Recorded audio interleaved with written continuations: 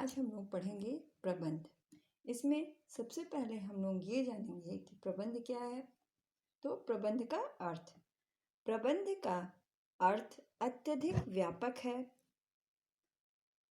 न केवल परिवार वरन समुदाय एवं देश की सुख समृद्धि का आधार भी उत्तम प्रबंध होता है।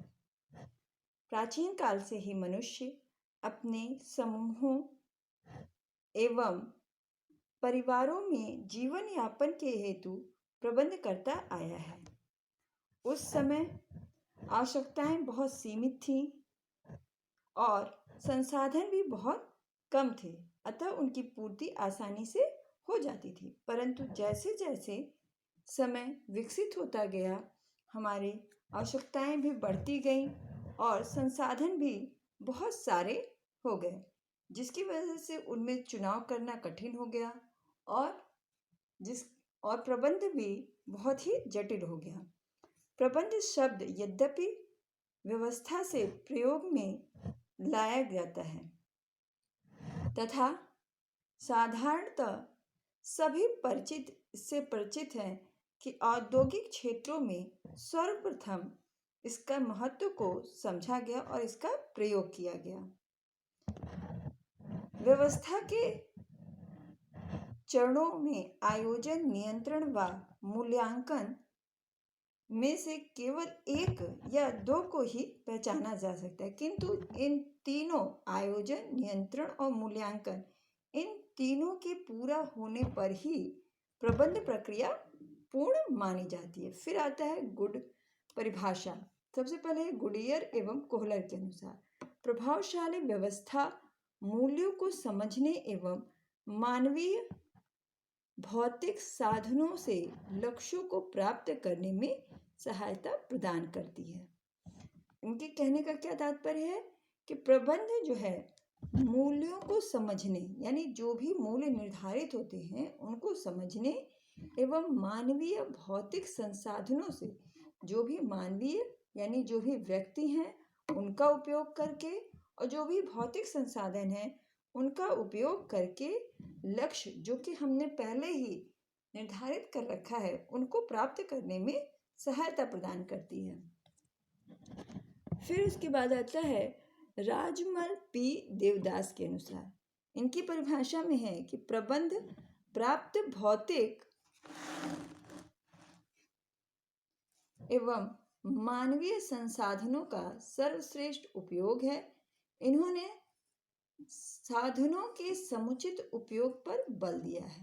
इनके अनुसार क्या है कि जो भी भौतिक और मानवीय संसाधन है, यानी कि जो भी वस्तु या मानव हैं, व्यक्ति हैं, उनका सर्वश्रेष्ठ उपयोग जो है प्रबंध के द्वारा ही किया जा सकता है। फिर है सिद्धांत। प्रबंध के सिद्धांत संपूर्ण विश्व में न केवल व्यक्ति द्वारा व्यवहार में लाए जाते हैं, वरन यह व्यवस्था जो है उद्योगों में, सरकारी क्षेत्रों में भी इनका वांछनीय प्रयोग किया जाता है तथा जीवन के लक्ष्यों की प्राप्ति में इनका उत्कृष्ट प्रयोग किया जाता है। प्रबंध का आधारभूत उद्देश्य नियमित रूप से परिवर्तन लाना, यानी प्रबंध के द्वारा नियमित रूप से परिवर्तन लाना है। यह परिवर्तन स्वतंत्र रूप से चुने गए उद्देश्यों की प्राप्ति का परिणाम स्वरूप हो सकते हैं। जो भी उद्देश्य पहले से निर्धारित किए गए हैं, चुने गए हैं, उनके परिणाम स्वरूप हो सकते हैं। प्रबंधक के लिए यह आवश्यक है कि दी हुई परिस्थितियों में क्या बेहतर है किया जा सकता है, इसके बारे में भूतकाल ही की अपेक्षा भविष्य के विषय में सोचे। यानी कि जो भी परिस्थिति है उसमें प्रबंधक पीछे जो हो चुका है, जो बीत चुका है, उसके बारे में ना सोचकर आने वाले कल में क्या हो सकता है इसके विषय में सोचे। फिर इसमें है परिभाषा हेनरी फ्योल के अनुसार प्रबंधक प्रबंध करने का आशय पूर्वानुमान करना एवं योजना बनाना, संगठित करना एवं निर्देश देना, समन्वित व नियंत्रित करना है। यानी हेनरी फ्योल के अनुसार क्या है कि प्रबंध का आशय, यानी प्रबंध से क्या तात्पर्य है, पूर्वानुमान करना, यानी कि पहले से ही किसी कार्य के विषय में अनुमान कर लेना, फिर उसे संगठित करना, उसकी योजना बनाना, किस प्रकार से कार्य करना है यह सोचना, तय करना तथा संगठित करना, जो भी चीजें उसमें प्रयोग में लाई जानी है उन्हें एकत्र करना और नियंत्रित करना, उन्हें निर्देश देना कि किस प्रकार से कार्य करना है और साथ ही साथ उसे नियंत्रित करना है। फिर है प्रबंध की विशेषताएं। सबसे पहले है प्रबंध एक प्रक्रिया के रूप में।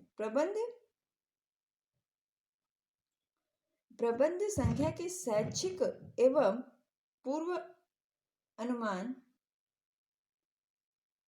मानवीय संसाधनों को संयोजित एवं नियंत्रित करके लक्ष्यों को प्राप्त करना है। यानी कि प्रबंध जो है एक प्रक्रिया है जिसमें जो भी मानवीय संसाधन हैं उन्हें नियंत्रित करके लक्ष्यों को प्राप्त किया जाता है। फिर दूसरा है मानवीय प्रक्रिया। दूसरी चीज क्या है, दूसरी विशेषता क्या है इसकी, मानवीय प्रक्रिया। प्रबंध मानवीय व्यवहार एवं प्रयासों के नियोजन, संगठन एवं प्रदर्शन, अभिप्रेरणा एवं नियंत्रण से संबंधित। यानी प्रबंध जो है क्या है, ये मानवीय व्यवहार से, यानी मनुष्यों के व्यवहार से, उनके प्रयासों से, किए गए प्रयास जो है उससे, उनके प्रेरणा से, प्रदर्शन से प्रदर्शित होते हैं, से संबंधित होते हैं। फिर नेक्स्ट है हमारा सामाजिक प्रक्रिया।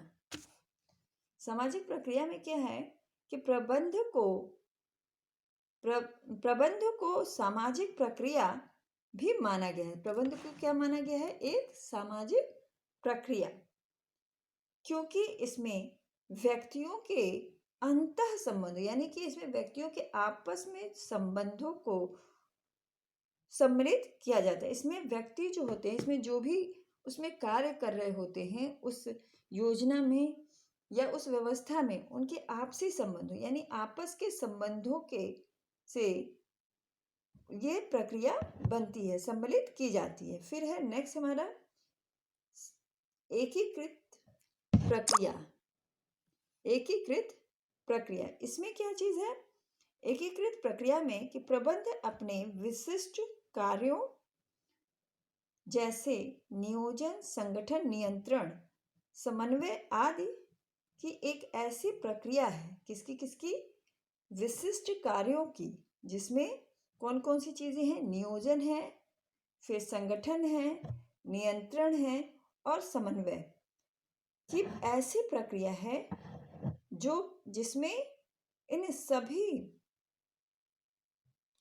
सभी कार्यों को एक संयोजित एवं एकीकृत प्रक्रिया में रूप में किया जाता है। इसमें जो भी प्रक्रिया, इस व्यवस्था की प्रक्रिया में जो भी चीजें शामिल होती हैं, जैसे नियोजन हुआ, संगठन हुआ, निर्देश हुआ, इन सभी को एक प्रक्रिया में, यानी कि एक क्रम में व्यवस्थित करके प्रबंध की प्रक्रिया संपन्न होती है। फिर नेक्स्ट है हमारा सामूहिक प्रयास। सामूहिक प्रयास में है कि प्रबंध सामूहिक प्रयासों की एक व्यवस्था है। प्रबंध क्या है, एक सामूहिक प्रयासों की व्यवस्था है। इसकी आवश्यकता व्यक्ति विशेष के प्रयासों के लिए करना है।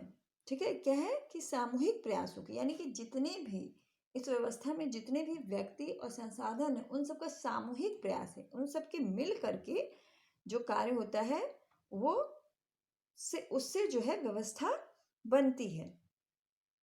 फिर हमारा नेक्स्ट है मानवीय संगठनों से संबंधित। प्रबंध मानवीय संगठनों का किया जाता है। पशुओं या भौतिक संसाधनों, यंत्रों, भूमि, भवनों तथा अन्य निर्जीव वस्तुओं का प्रबंध नहीं होता। यानी प्रबंध क्या है? केवल मानवीय संसाधनों का, मानवीय संगठनों का। ये किसी पशु का या किसी सामान का, भवन का, इन सारी चीज़ों का की व्यवस्था नहीं की जाती। व्यवस्था किसकी की जाती है? केवल मानवीय संगठनों की। नेक्स्ट है हमारा उद्देश्यपूर्ण प्रबंध संस्था के लक्ष्य प्राप्ति का महत्वपूर्ण साधन है। प्रबंध क्या है? संस्था के उद्देश्यों का, किसका? उद्देश्यों का महत्वपूर्ण साधन है, उद्देश्यों की प्राप्ति का। ठीक है। इन उद्देश्यों की पूर्ति के लिए उसे नियोजन, संगठन और अभिप्रेरण, समन्वय एवं नियंत्रण के महत्वपूर्ण कार्य करने होते हैं। यानी कि ये क्या है? जो भी संगठन की हम व्यवस्था करते हैं या संस्था की व्यवस्था करते हैं, उनकी उद्देश्यों की पूर्ति का ये क्या है? साधन है। क्या साधन है?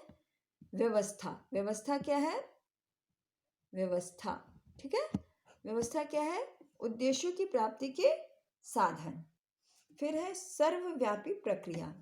क्या है? सर्वव्यापी प्रक्रिया। इसमें क्या है? प्रबंध सर्वव्यापी प्रक्रिया है। इसकी तकनीक, इसके सिद्धांत, कौशल व तकनीकें सभी प्रकार के मानवीय संगठनों के संचालन में समान रूप से प्रयोग में लाई जा सकती हैं। यानी कि जितनी भी जो तकनीकी हैं, सिद्धांत हैं, कौशल हैं, व्यवस्था के जो कौशल, सिद्धांत, ये सारी चीज़ें हैं, वे समान रूप से सर्वव्यापी प्रक्रिया है। यानी कि समान रूप से सभी व्यवस्था की सभी प्रक्रियाओं में शामिल किया जा सकता है। फिर समन्वयकारी शक्ति। क्या है? समन्वयकारी शक्ति। इसमें क्या चीज है? प्रबंध एक समन्वयकारी शक्ति है। यह व्यक्तियों के कार्यों में सामंजस्य स्थापित करने, विभिन्न कार्यों, वर्गों और हितों में सामंजस्य स्थापित करने के लिए बनाई गई प्रक्रिया है। फिर हमारा है कला व विज्ञान दोनों। प्रबंध एक कला एवं विज्ञान के रूप में प्रबंध सुव्यवस्थित एवं क्रमबद्ध सिद्धांतों, विधियों व तकनीकों का ज्ञान स्वरूप है। यानी कि प्रबंध में जो है कला और विज्ञान दोनों के सिद्धांत सम्मिलित होते हैं। फिर है गतिशील प्रक्रिया। प्रबंध एक गतिशील प्रक्रिया है। यह परिस्थितियों व वातावरण के अनुकूल बदलती रहती है। यानी कि जैसे जैसे परिस्थितियां बदलती हैं, वैसे वैसे ये प्रबंध की प्रक्रिया बदलती है। यह आवश्यक नहीं है कि एक बार अगर कोई व्यवस्था कर ली जाए तो उसी प्रकार से चले। जैसी परिस्थितियां होती हैं, जैसा समय होता है, उसके अनुसार प्रबंध भी बदलता रहता है। फिर है प्रबंधक के गुण। एक कुशल, एक अच्छा प्रबंध व्यवस्था हो, इसके लिए सबसे आवश्यक है कि जो उसका प्रबंधक हो, यानी कि जो मैनेज कर रहा हो, मैनेजर हो, वह किस तरीके का, उसमें किन किन गुणों का होना आवश्यक है। इसमें सबसे पहला गुण है कार्य कुशलता का। प्रबंधक के कार्य कुशल होना बहुत ही आवश्यक है। उसे समय व शक्ति बचत के उपकरणों का प्रयोग करना आना चाहिए। यानी कि किस प्रकार हम समय और शक्ति की बचत कर सकते हैं, यह जो है एक कुशल प्रबंधक को आना आवश्यक है। किन किन संसाधनों का प्रयोग करें जिनसे कि हम अपनी शक्ति का भी बचत कर सकें और साधन का भी। फिर नेक्स्ट है बुद्धि। विभिन्न परिस्थितियों में समस्याओं को सुलझाना, लक्ष्यों को सीमित करना, साधनों द्वारा पूरा करना आदि सभी कार्य कुशल बुद्धि द्वारा ही किया जा सकते हैं। यानी कि कम संसाधन से अधिक लक्ष्यों की प्राप्ति करना तथा अधिक से अधिक सुलझाना तथा कम समय में ये सारे कार्य को पूरा करना, ये किसके कारण होता है? बुद्धि से। किसके प्रयोग से? बुद्धि से होता है। इसलिए एक कुशल प्रबंधक में जो है ये बुद्धि का गुण होना चाहिए। फिर नेक्स्ट है सहनशीलता।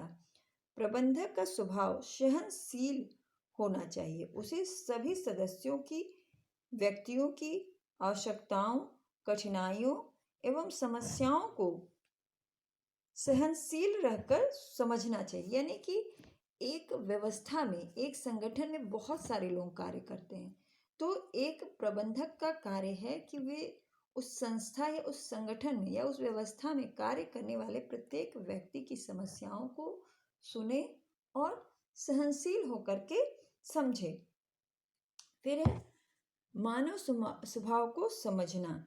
इसमें क्या है, प्रबंधक में मानव स्वभाव को समझने की क्षमता होनी चाहिए, क्योंकि सदस्यों की आवश्यकताएं, रुचियां, लक्ष्य को ध्यान में रखकर ही सामंजस्य स्थापित करना होता है। यानी कि एक संस्था में या एक व्यवस्था में बहुत सारे लोग कार्य करते हैं, तो एक प्रबंधक का ही कार्य है कि वे किस प्रकार जो है इन सब में सामंजस्य स्थापित करे। एक संस्था में बहुत सारे लोग हैं, उनमें किस तरीके से उनको, जब तक वो उनके स्वभाव को नहीं समझेगा तो वे उसमें आपस में सामंजस्य स्थापित नहीं कर पाएगा।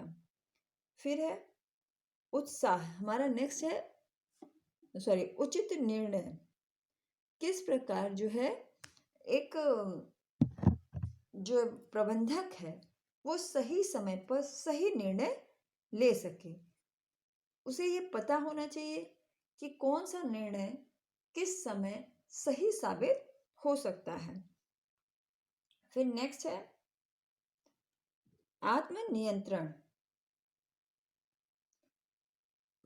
आत्मनियंत्रण में है कि प्रबंधक को प्रबंध प्रक्रिया में हर चरण में, जैसे नियोजन में, संगठन में, निर्णय में आदि में अनेक समस्याएं उत्पन्न होती हैं, तो उस स्थिति में वो किस प्रकार स्वयं को नियंत्रित करता है, ये गुण भी प्रबंधक में अवश्य होना चाहिए। क्योंकि जैसे जैसे प्रबंध प्रक्रिया आगे बढ़ती जाती है, बहुत सारी समस्याएं आती रहती हैं, तो उस विपरीत परिस्थिति में वो किस प्रकार खुद को समायोजित कर पाता है। फिर नेक्स्ट है मितव्ययी। मितव्ययी में है कि वे किस तरीके से कम खर्च में अपने अधिक से अधिक लक्ष्यों को प्राप्त कर सकता है। यह एक कुशल प्रबंधक में गुण होना चाहिए कि अगर साधन उसके पास सीमित है तो भी वो किस प्रकार अपने लक्ष्यों को प्राप्त कर सकता है। फिर नेक्स्ट है फिर हमारी आती है व्यवस्थापन की प्रक्रिया। व्यवस्थापन की प्रक्रिया में 3 मेन चरण होते हैं। सबसे पहले है आयोजन, फिर संगठन और नेक्स्ट है योजना का क्रियान्वयन और मूल्यांकन। 4 इसमें चरण होते हैं। फिर उसके बाद है योजना। इसमें सबसे पहले जो है हमारी है योजना। यह जो है व्यवस्था की सबसे पहला चरण है। वास्तव में योजना, काल्पनिक योजना न बनाना तथा वास्तविक योजना बनाने में जमीन आसमान का फर्क है। यानी कि सिर्फ कल्पना करना ही योजना नहीं है, बल्कि उसे वास्तविक रूप में बनाना ही योजना है। काल्पनिक योजना में हम एक स्थान पर बैठकर बिना हाथ पांव हिलाए अनदेखे स्वर्ग तक घूम आते हैं, किंतु वास्तव में योजना बनाना केवल कामों तथा साधनों, निर्णय की लंबी सूची है नहीं, बल्कि बुद्धि द्वारा क्रमबद्धता से वैज्ञानिक तकनीकी द्वारा उन्हें सब को करना है। योजना बनाना अर्थात आसान शब्दों में हम कह सकते हैं कि यह निर्णय कर ले कि हमें क्या करना है, कब करना है, कैसे करना है। तो यही क्या है, योजना है। फिर आती है हमारी योजना की विशेषता। योजना की विशेषता। योजना एक मानसिक प्रक्रिया, यानी कि यह जो है योजना की प्रक्रिया जो है ये मानसिक रूप से चलने